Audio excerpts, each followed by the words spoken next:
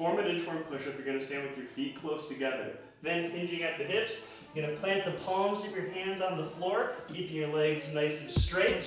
From here, you're going to walk your hands forward until your shoulders are stacked directly over your wrists. Then from here, you're going to perform a push-up, and then walk your hands back towards your feet.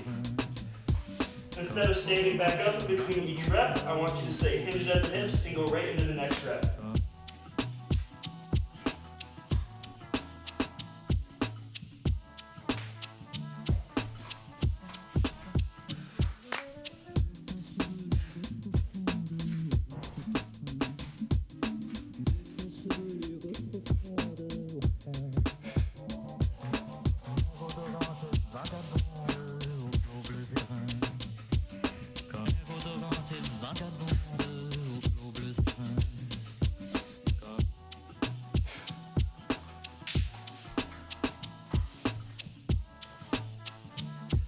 And that is how you perform an inchworm push-up.